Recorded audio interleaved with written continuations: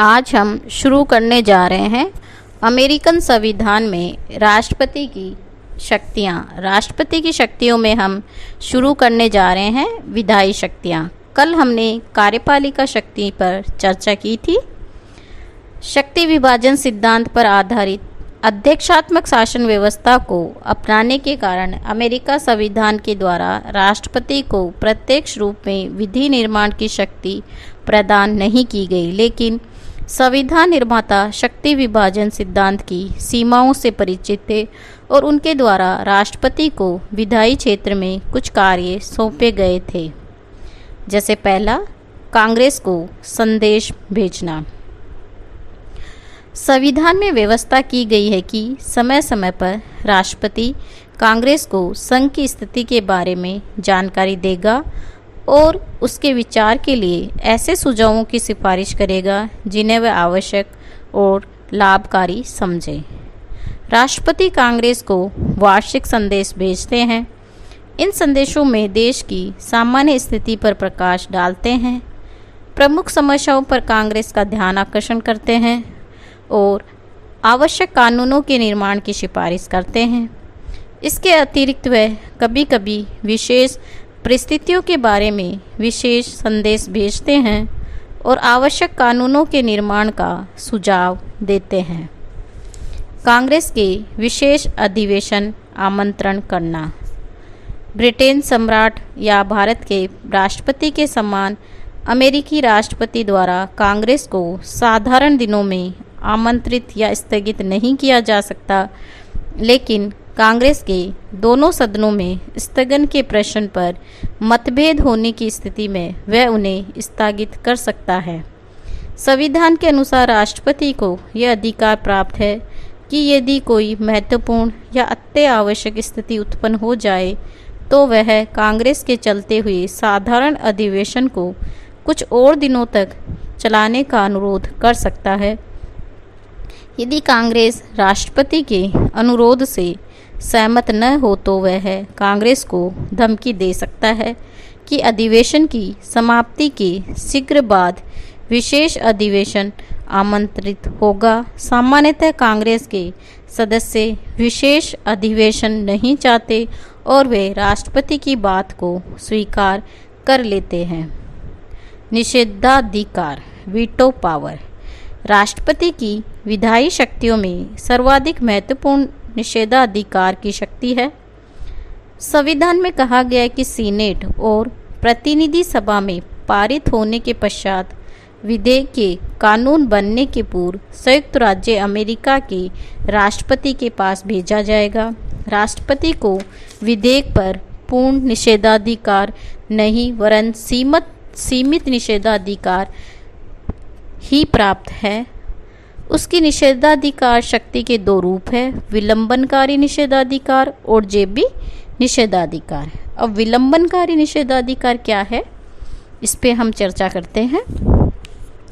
जब कोई विधेयक राष्ट्रपति के पास हस्ताक्षर के लिए आता है तो राष्ट्रपति उसे अस्वीकार कर देता है और अपनी आपत्तियों के द्वारा उसे उस सदन को लौटा देता है जिससे वह प्रारंभ हुआ था। यदि पुनः दोनों सदनों के 2/3 बहुमत से इसे पारित कर देते हैं तो वह कानून बन जाता है और इस पर राष्ट्रपति के हस्ताक्षर की आवश्यकता नहीं होती।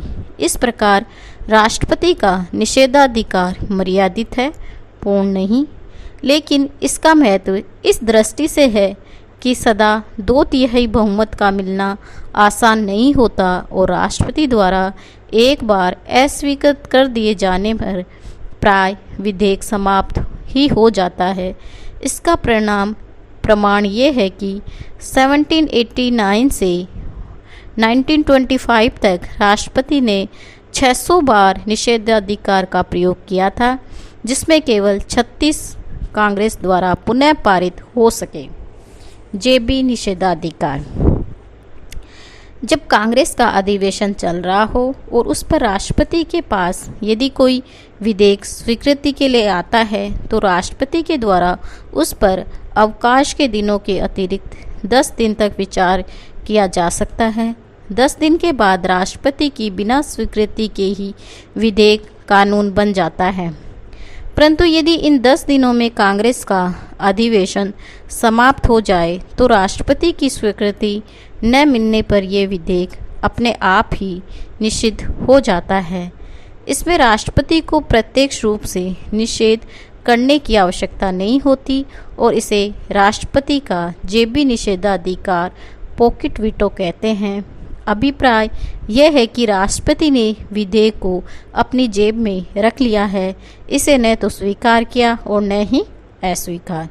इस शक्ति का महत्व इस दृष्टि से है कि कांग्रेस अपने अधिवेशन के अंतिम दिनों में जल्दी जल्दी विधेयक पारित करती है, परंतु जेबी निषेधाधिकार के कारण ये विधेयक विधि का रूप नहीं ले पाते। कार्यपालिका आदेश।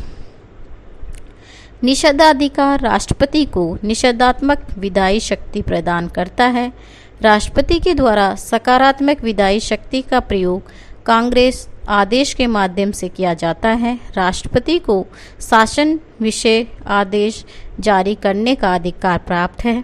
कांग्रेस कानून बनाते समय केवल नीति का निर्देश कर देती है और उसके संबंध में विशुद्ध रूप से नियम बनाने का अधिकार कार्यपालिका विभाग को दे दिया जाता है।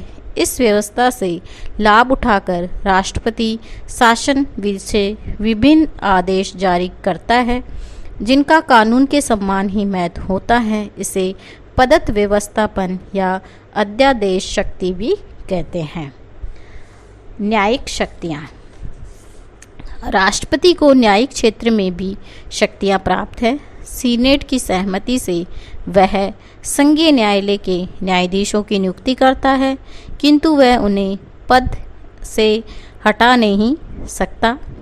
संविधान के अनुसार राष्ट्रपति को अमेरिका संघ के विरुद्ध किए गए अपराधों के संबंध में अपराधियों के दंड को स्थगित करने या क्षमा करने की शक्ति प्राप्त है, परंतु महाभियोग द्वारा दंडित व्यक्ति को राष्ट्रपति क्षमादान नहीं कर सकता। राष्ट्रपति सर्वसमा अथवा एक साथ अनेक व्यक्तियों को भी क्षमा भी प्रदान कर सकता है, जैसा कि राष्ट्रपति जॉनसन ने 1868 में उन सभी व्यक्तियों को क्षमा कर दिया जो गृह युद्ध में दक्षिण की ओर से लड़ रहे थे। राष्ट्रपति एक दलीय नेता।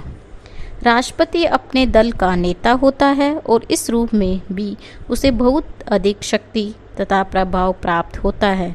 वह अपने दल की राष्ट्रीय समिति के चेयरमैन को नियुक्त करता है और उसके परामर्श से दल के अन्य महत्वपूर्ण पदों पर नियुक्त करता है। उसके दल के पदाधिकारी दल की सभी महत्वपूर्ण नीतियों और राष्ट्रीय समस्याओं के बारे में उससे परामर्श करते हैं और उसके विचार सभी महत्वपूर्ण विषय पर निर्णायक होते हैं। यदि राष्ट्रपति के दल को कांग्रेस के दोनों सदनों में बहुमत प्राप्त हो तो वह दलीय नेता के रूप में विधि निर्माण कार्य अपनी इच्छा अनुसार करवा सकता है। अमेरिकन राष्ट्र का सर्वोच्च नेता। इन सब के अतिरिक्त राष्ट्रपति अमेरिका राष्ट्र का सर्वोच्च नेता होता है। अमेरिकन राष्ट्रपति का चुनाव एक दलीय व्यक्ति के रूप में किया जाता है, लेकिन राष्ट्रीय कार्यपालिका के सर्वोच्च प्रधान के रूप में उसे जो स्थिति प्राप्त होती है उसके कारण वह दलीय नेता से ऊपर उठकर राष्ट्र का प्रतीक बन जाता है। अमेरिकन संविधान निर्माता नियंत्रण और संतुलन के सिद्धांत में विश्वास करते थे और उनके द्वारा संगठित या एक सूत्रीय नेतृत्व के स्थगन स्थान पर बिखरे हुए या कुछ सीमा तक विभाजित नेतृत्व की व्यवस्था की गई थी। लेकिन अमेरिकन जनता की लालसा सदैव एक ही सत्ता का नेतृत्व प्रदान करने की रही और उनके द्वारा कांग्रेस की अपेक्षा राष्ट्रपति के रूप में ये नेतृत्व प्राप्त किया गया। राष्ट्रपति अमेरिकन राजनीति का सर्वोच्च व्यक्तित्व है। संपूर्ण राष्ट्र का प्रतिनिधित्व उसके द्वारा ही किया जाता है और कठिन तथा संकटपूर्ण स्थिति में व्यक्ति उसी की ओर बुद्धिमत्तापूर्ण तथा प्रभावपूर्ण नेतृत्व के लिए देखता है। इन सब बातों ने उसे राष्ट्र के सर्वोच्च नेता की स्थिति प्रदान कर दी है और उसे ये स्थिति न केवल आंतरिक राजनीतिक वरन अंतर्राष्ट्रीय राजनीति में भी प्राप्त होती है। आज के लिए इतना ही। धन्यवाद।